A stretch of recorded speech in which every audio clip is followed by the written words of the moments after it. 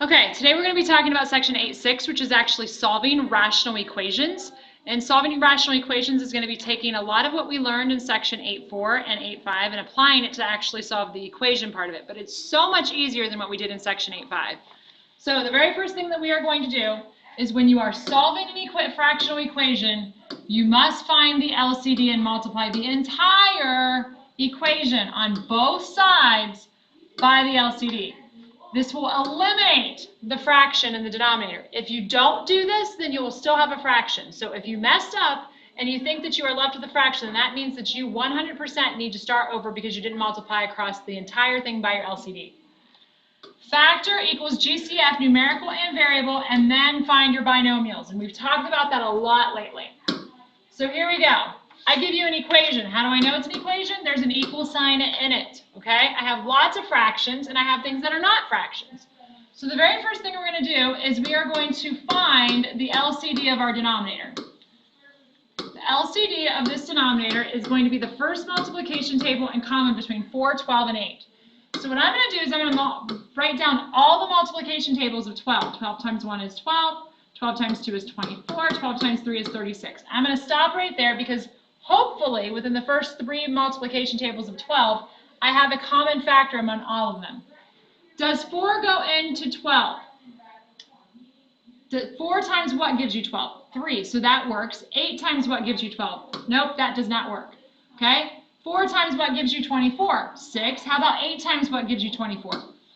3. So therefore, 24 is my LCD. That's the first multiplication table in common between 4, 12, and 8. So I know I'm going to have a 24, and then I have to include this x because it's part of the denominator. So what we're going to do is we're going to multiply this entire thing by 24x. But before we do that, we are going to find our domain restrictions. Our domain restrictions always come from our LCD. Just like we did previously, if we found all of our domain restrictions by looking at our denominator, we're going to do exactly the same thing. We're going to use our LCD. So 24x cannot be equal to 0, so x cannot be 0. Meaning, if I solve this problem and I get the answer 0, 0 is not allowed to be the answer. It can be anything else, but it cannot be 0. So let's go ahead and multiply this across.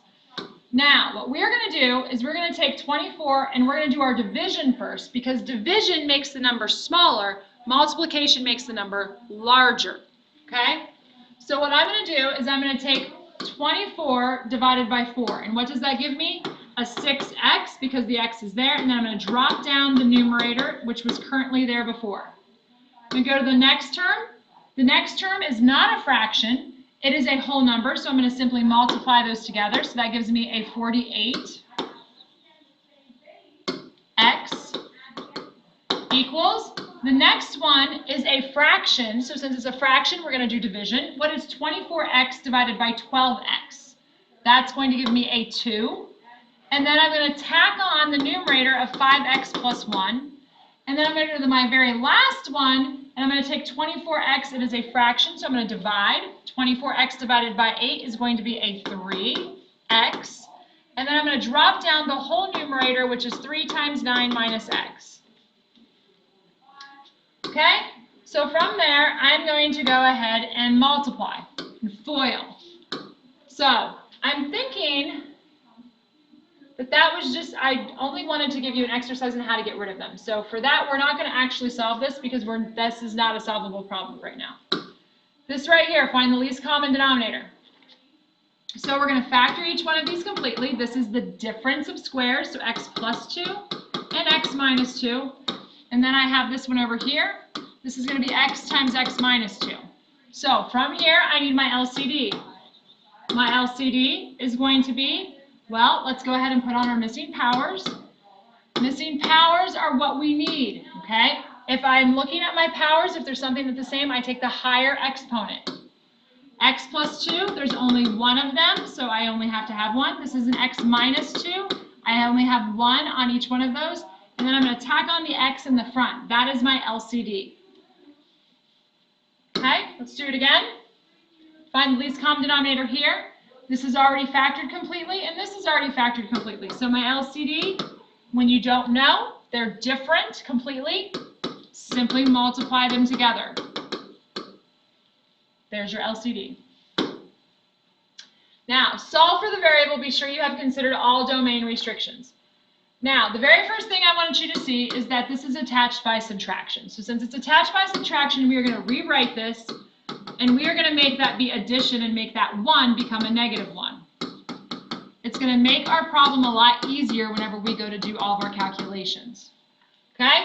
So now we're going to factor each denominator completely. So this is x over 2x minus 1 plus negative 1 over.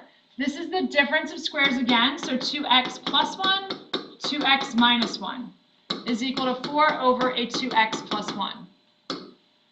From there, I want you to find your LCD. Your LCD is going to be 2x minus 1 and 2x plus 1. That means I have domain restrictions. My domain restrictions are going to be 2x minus 1 cannot be 0, and 2x plus 1 cannot be 0.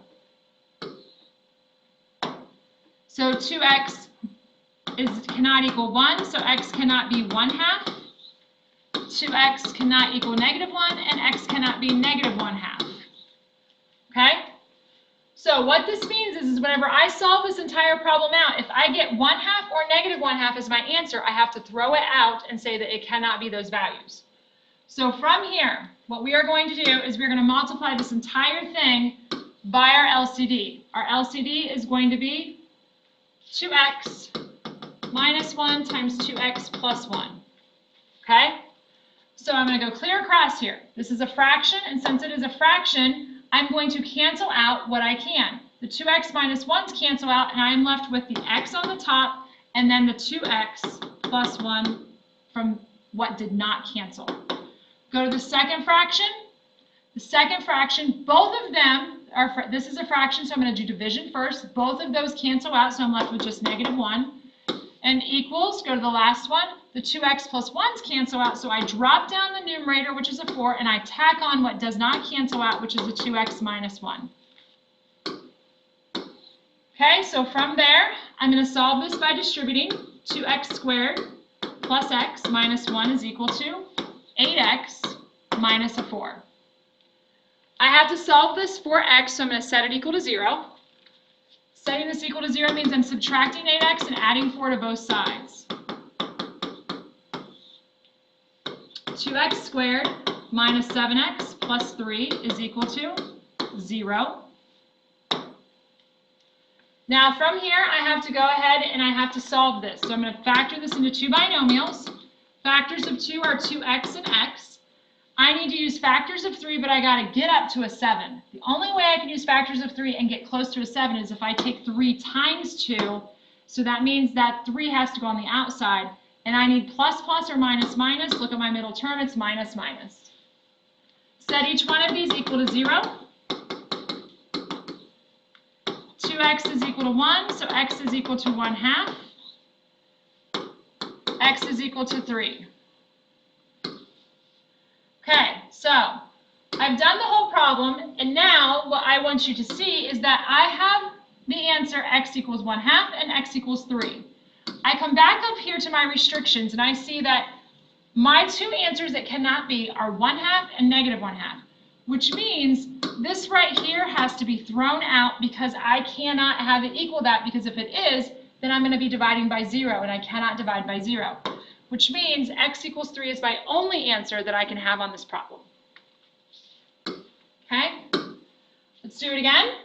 Same exact thing, so we're going to check to see how all of our fractions are attached. They're all attached by addition, so I'm good with that. Next thing we're going to do is we're going to factor each denominator.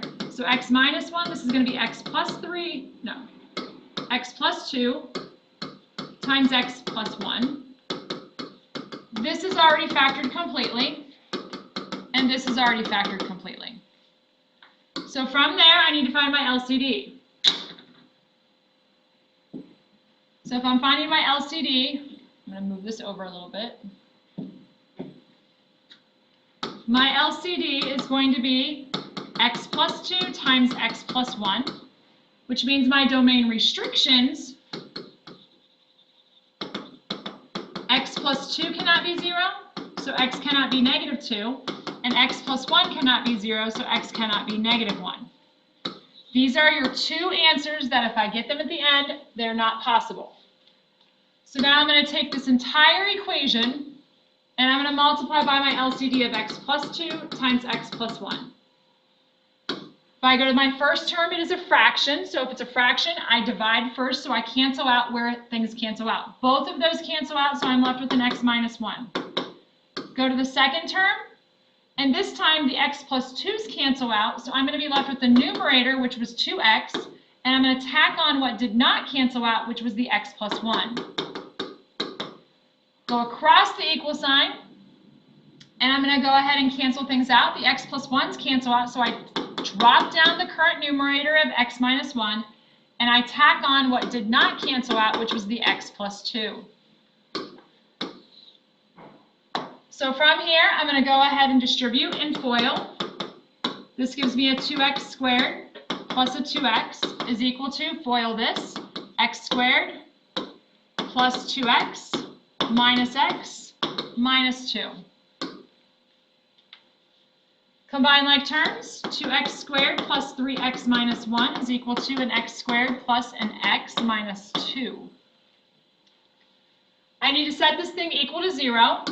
So that means I'm subtracting x squared, subtracting x, and adding 2. Add straight down, x squared plus 2x plus 1 is equal to, all of these cancel out to give you 0. Now, I need to put this into two binomials. X and x plus 1 plus 1. So x plus 1 is equal to 0, so x is equal to negative 1. So, now that I know what my answer is, I'm going to go back up and I'm going to look at my lovely little restrictions. And I say that x can be anything but negative 2 and negative 1, and I said it was negative 1. Therefore, that does not work, so therefore my answer to this problem is no solution. It's no solution because the answers I got are not possible because of the domain restrictions. One more time. This is a nice one because I already know that it's factored completely. So I'm going to go straight to finding my LCD. My LCD is going to be x minus 5. So that means my domain restriction is x minus 5 cannot be 0, so x cannot be the number 5. So what am I going to multiply this entire equation by? X minus 5. So that's a fraction. The x minus 5's cancel out. I'm left with 5 equals. Go across the equal sign. The x minus 5's cancel. That gives me an x. Over here, it's not a fraction, so I actually have to multiply by x minus 5 there.